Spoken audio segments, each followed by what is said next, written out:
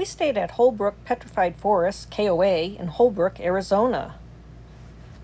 This is the check-in.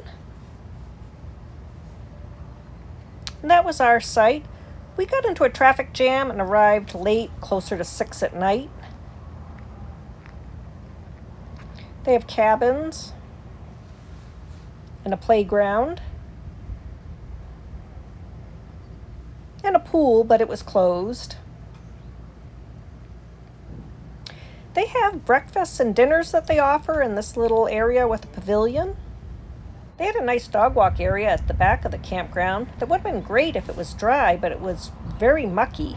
And the muck was like clay or glue that really stuck to Ivy's feet, and I had to really work to get it out from between her toes.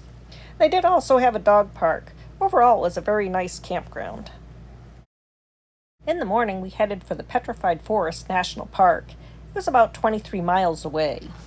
This is the Giant Logs Trail. It's a 0.4-mile loop out and back of the visitor center. These petrified logs formed over 200 million years ago when the trees fell into a river and were quickly covered by sediment. This blocked off the oxygen supply and slowed decay. Minerals flowed into the porous wood and over hundreds of thousands of years crystallized into the stone we see today. This is the Long Logs and Agate House Trail, a 2.6-mile partial loop trail. Dogs are allowed on the trails at this national park, and Ivy is very excited. Pueblo people built Agate House between 1050 and 1300. Agate House was reconstructed by the Civil Works Administration in 1934. This is Crystal Forest, a 0.75-mile loop. Most of the petrified wood on the different trails looks the same, even though the trails have different names for the wood. Many of the logs look like they've been cut, but they weren't. The quartz that forms them is very brittle and has fractured over time. The Blue Mesa Trail is a mile loop into the Painted Desert. Here you get a great view of the blue and purple Badlands. This overlook in the park is called Newspaper Rock, where you can see petroglyphs that are 2,000 years old. They are the drawings that you can see on the bottoms of these rocks. There are spotting scopes so you can see the drawings better.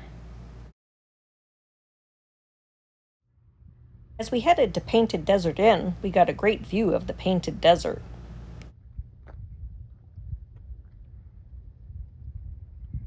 This is the Painted Desert Inn.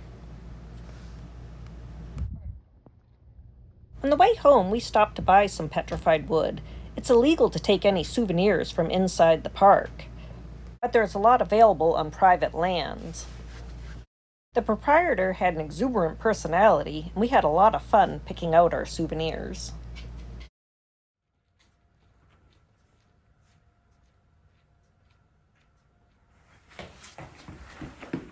That's it for this post. See you next time.